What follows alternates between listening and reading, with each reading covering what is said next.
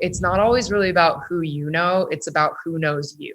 So let your work kind of speak for itself and like show up. Like there were so many times where I met somebody who has impacted my career just because I happened to show up and the other intern was like, screw this, I'm not getting paid. Bye. Hey everyone, this is Profesh Sesh, the podcast, and I'm your host, Sophia Welch. Every week, Profesh Sesh is presenting conversations with smart, successful, no BS music industry professionals, all with the goal of helping new artists and those who support them build their creative careers with great advice, stories, tips, and insights. So what should you do if you have a very, very small budget or none at all to promote a release? Our guest today, Aylish O'Sullivan, thankfully has some great answers for you. She's a digital marketing manager at ADA, the music distribution company owned by Warner Music Group. And along with helping you promote your music on a dime, she has a wealth of other high impact marketing insights that you don't want to miss. So check it out.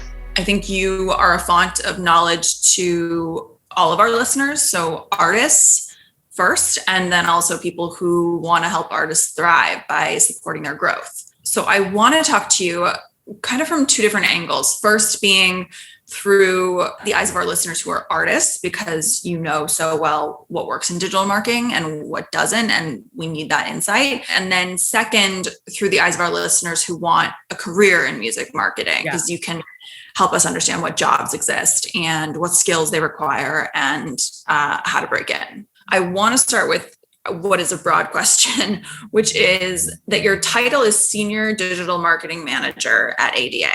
And I am wondering if you can explain what exactly that is. What is your job?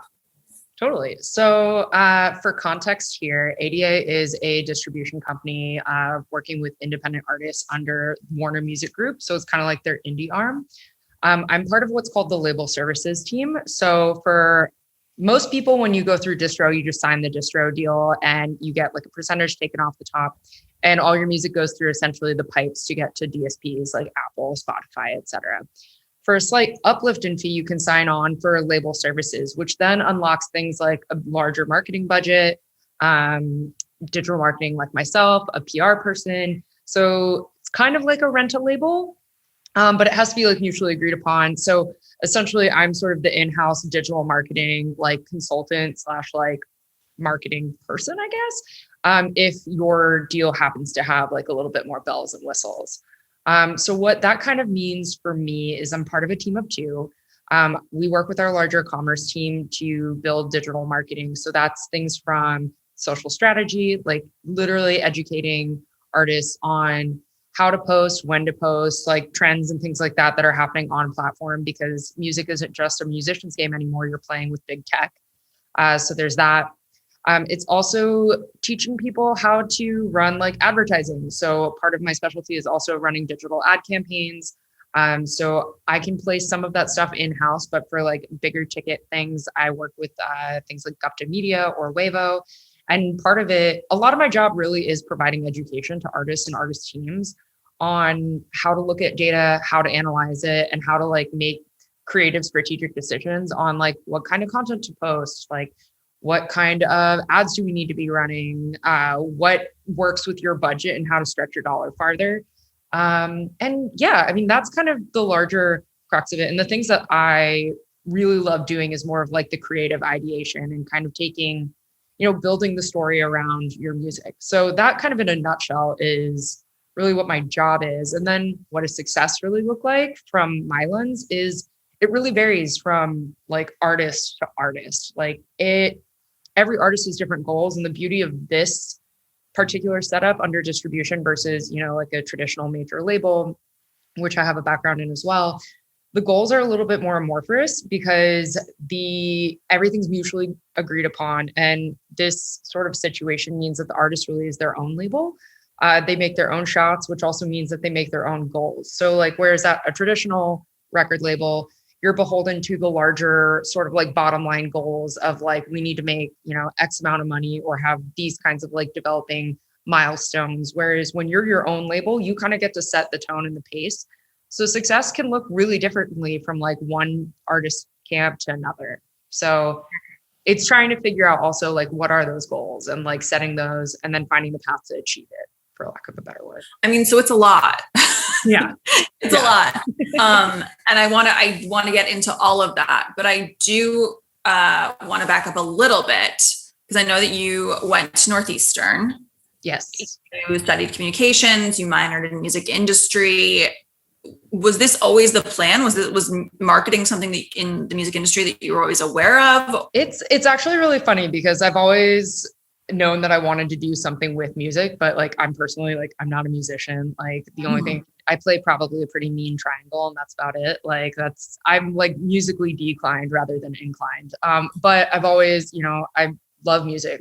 Some people get really obsessed about sports. I get really obsessed with artists. And so they're like my baseball cards or like following artist careers. But I wasn't really sure how attainable that was. And I actually transferred to Northeastern. And part of the reason why I transferred is the school I was at the time, I was like not really digging it, was trying to figure out what I wanted to do. I was studying to be like an English major because I was like, what else am I going to do? I like to read as well.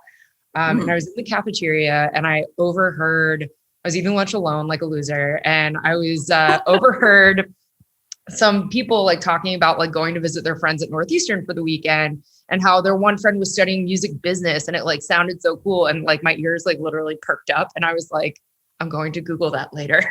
And so I saw it. I was like, oh, this is really cool. But I don't, part of it was I didn't know if my parents were going to like really be like music business, really that you don't play anything. So I got my minor in music business and I always kind of ended up taking internships in music. I interned at like a radio station. I interned at a small label, at a music PR firm. Everything I kind of did, even in like my communications classes, a lot of the stuff that I had was, or a lot of the assignments that I had, I usually ended up bending it to a music sort of approach. So yeah, it was kind of interesting, but I don't think I had ever really thought I personally could do it until I went to a panel at school. One day it was like people had invited other folks from the industry. I just realizing that there were so many people behind the scenes that made things in music happen that you didn't have to be just a performer is when I saw that it was possible and I wasn't necessarily sure how I fit into it, but it's one of those things where really being able to see that for the first time really, and also like seeing a woman do it was really important and really impactful. And so from then I was kind of like, okay, like, let me just see how I can get into the room. And then kind of going through that I think I've spent like the first half of my career being like, man, I just want to get into the room. Like, I don't care how. And then now that I've been in the room for a while, I feel like, I've been doing this or like in the industry now for almost 10 years. And it's sort of like, now you're just trying to figure out like, oh, okay, I'm in the room. People will let me in the room. Where in the room do I want to be? So it's kind of like two-pronged. So I think that's a really long-winded way to answer your question of like. No, I mean, it's also a broad question of like, how did you get where you are now? But I was going to ask you if you wish you had done anything different, but it kind of sounds like you were checking all the boxes with like internships in the music industry, classes about music business, and that all sort of led up to where you are now. Is there anything that you wish you had done? I feel like this is going to sound really arrogant, but I actually think I did kind of like all the things, like I was fortunate enough to get a lot of really good advice early on. And a lot of that was, meeting people, taking jobs, even if like you think it's beneath you. Like one of the best advice I ever got was from this woman, Bridget Herman, she does like country radio promo now, but she was someone that I worked with when I was at A&M Octone Records. And I was asking her for advice on like how to get a job like in the industry. And she was like, it's not always really about who you know, it's about who knows you.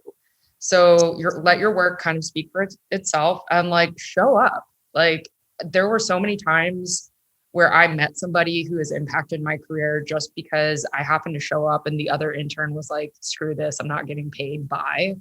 Really a lot of it is kind of showing up, being present, working hard, and, really being curious about the people around you too. I think I did a really nice job when I was younger, and I'll, go pat 22-year-old Aylish on the back for this, but like being curious and really asking questions about like the people in the room and, take the time. It doesn't hurt to be thoughtful. I think a lot of kids these days get really focused on like making sure that they have all the right answers, or when they show up to the like internship, they know everything so they can just like perform. And your internship's not really that. Like your internship is there for you to like ask questions, like, and then take it and show that you have the capacity to learn.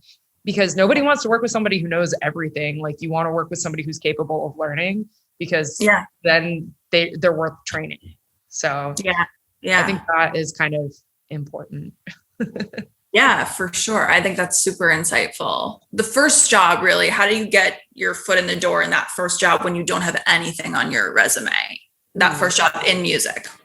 Well, I would say internships are always really helpful. So like, even like just to get my first internship in music, the one thing I will say is proofread your resume, proofread, check the spacing. Literally, my like very first boss, and it was at a radio station that actually no longer exists. But the first thing that Brad said is he was like, yours was there was like only one hyphen that was like italicized while the rest weren't. He was like, it was perfectly flawless other than that, which is why I gave you the interview.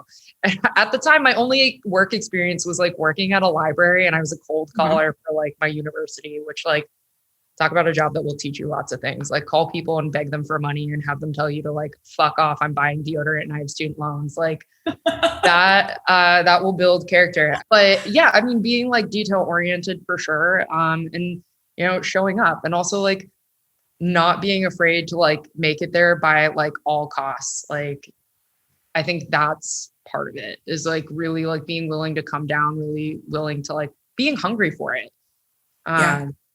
Because I mean, it's interesting because we're at this time right now where there's so much more resources for anybody who wants to get a career in music and wants to like lift the veil on how that works. And there are Facebook groups that didn't exist when I was like looking for jobs. There are just so much more access, and like kids these days are honestly so much savvier. Like I used to think that I was a very internet savvy teen, and then I look at it now and it must be like kids that I've like talked to who want to get jobs. Like they're really smart, and they're really like, they see that there are resources or ways to connect with people in the industry, and like they're taking advantage of that. Like I wish I had that. And I think that's awesome. How to get your first job.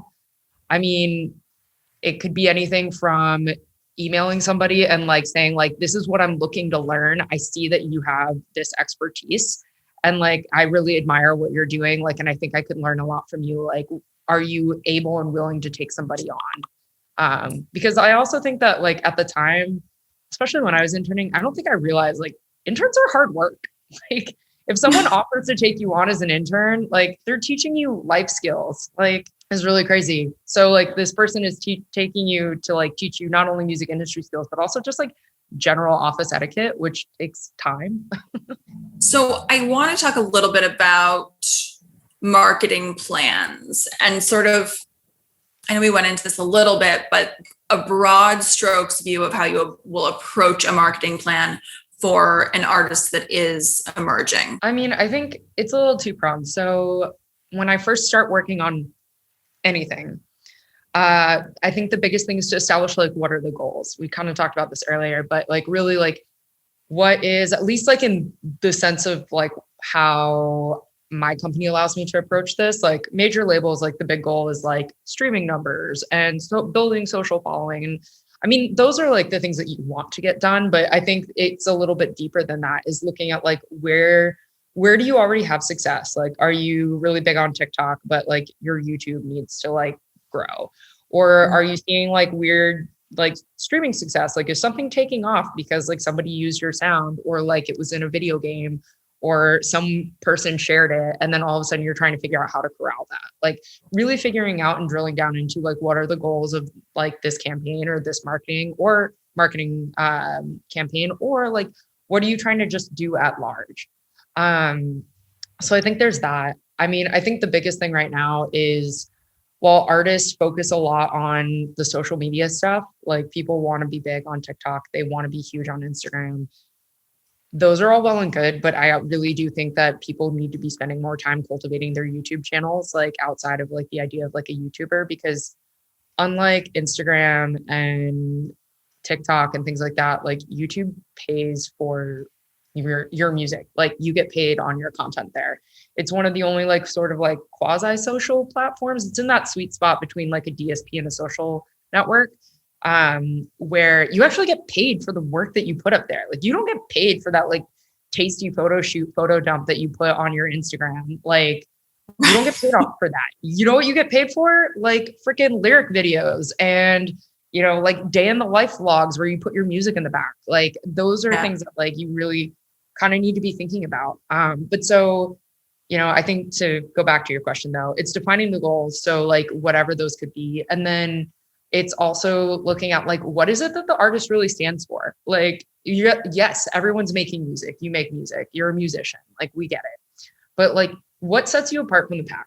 What is your music really about? What are the things that you're touching upon? What are the influences? What is like aesthetically your style? Because like, it's not enough to just have passive listeners. Like you can have passive listeners. And there's a lot of bands and artists where it can be really passive or people know the song, but they don't really care to dig that much further into it as to like who the artist really is. So you need to give people a reason to like want to get to know you. It's not enough these days for you to just make music as a musician. You really have to kind of honestly present more of like a brand. And I think your average fan these days has much higher expectations on what they get out of like being a fan of you than like maybe you had for like Britney Spears back in the day. Like I think back on it now and as a fan, like, I'm 31. So, I was really into like the Britney Spearses of the world when I was like 10. And to be honest, like a music video was cool. Like that was it. That's all I wanted. But like now, like a lot of these fans are growing up with already unfettered access to artists where like the music is more than just music. It's really a lifestyle. It's the way that you find friends. It's the way that you identify.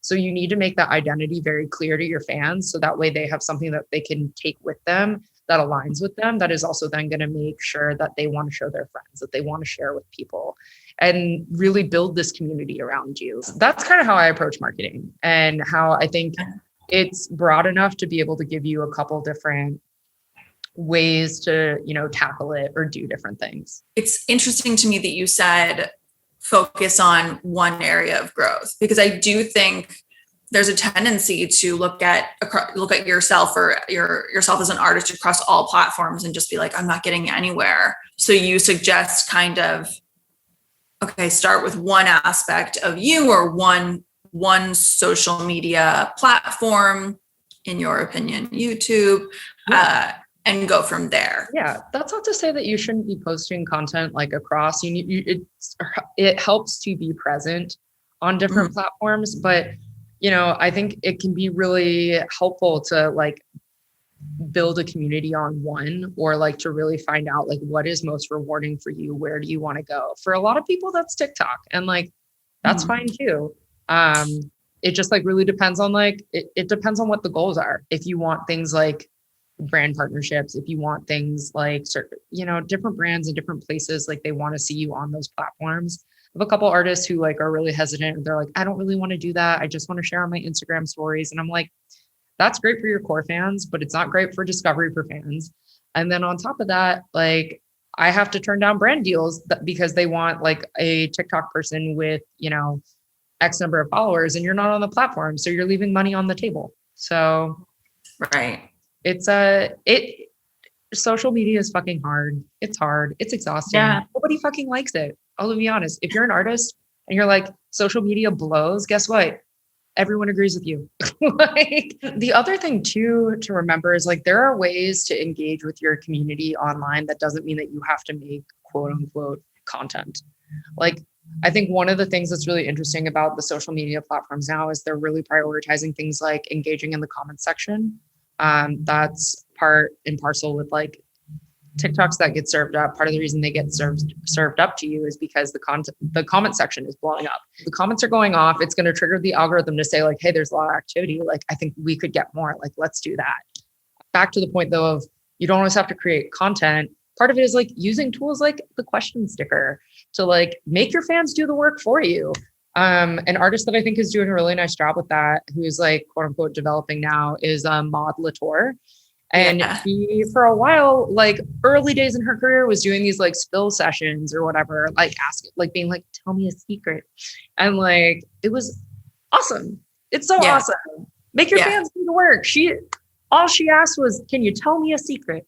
And you know what? She had a bunch of secrets. And then that gave her something to react to that she doesn't have to do. While it is like daunting for a lot of artists who are like, ugh, I like really don't make me post on the fucking gram. Like I'm done. There are really cool ways to shirk it where you're actually like, it's probably going to be more fun for you because you are engaging with your fans versus just like pure output and like hoping for a like. You mentioned this idea of storytelling, and I would love if you would talk a little bit more about that and how that figures into marketing.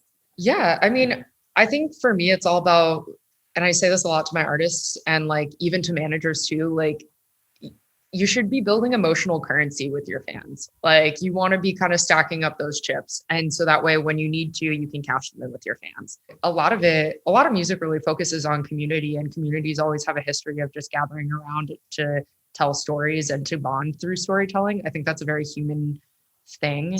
So I think it's really asking artists to like really examine what it is that they're trying to say.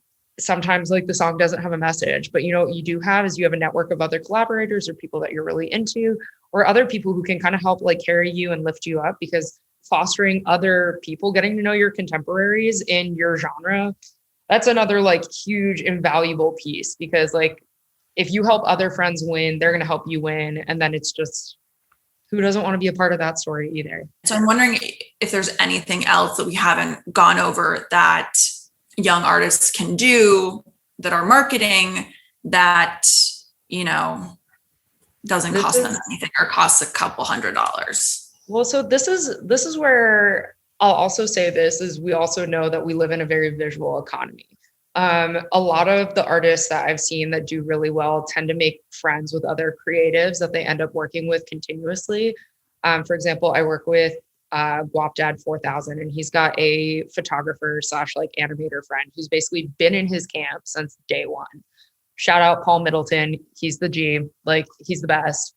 But making friends with not only other musicians, but like genuinely like make friends with artists, find people who are doing dope shit together. Don't be afraid to kind of like look around at stuff, like join other communities that are not music related. Get in early with people. Don't be afraid to like take an extra call or DM someone and say like, I love your work. Like, how do we work together? Because like money helps obviously, but like you'd be surprised like how people are really, especially artists in general, they also want creative challenges and they want projects and they want to be, have something else that they can point to like show like, hey, I do this. Yeah. You would be surprised. People move mountains because like it's for their homie, or like, they really believe in a project or they feel a type of way. It's like art is such a interesting space where musicians, visual artists, like graphic designers, all that stuff, like they really do it too because they love their art and they love like that kind of feeling. And to build those communities around it, like I think it's just so important. I mean, to me, everything stems back to community, whether it's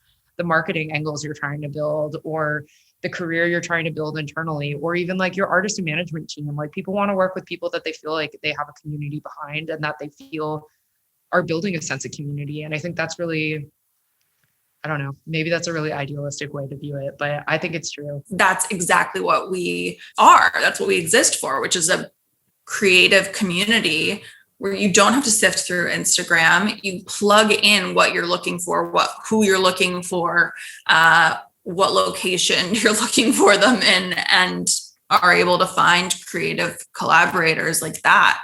That's the idea, and that's our hope. But I think that I like that you are saying, don't be afraid to ask and to make friends, because that's what we're all about. And then I also think that's what the industry is about. Yeah. Closed mouths don't get fed. You gotta ask. Ask. I mean, what's anyone's gonna say? No? Okay. Well, now I know. Like versus like the number of times I didn't ask for something or was like, oh, I don't know. And then someone was like, I would have said yes. I'm like, oh. Thank you so much. I am obsessed with you. We'll talk soon, I'm sure. For sure. All right. Thanks, Sophia. I'll talk to you later. Hey, everyone. Thanks so much for tuning in. I hope you enjoyed it. Be sure to follow Quadio on Instagram and YouTube for more episodes and a lot more content just like this, all for young creatives. Also, be sure to follow our guests at the links in the description, and we will see you next time.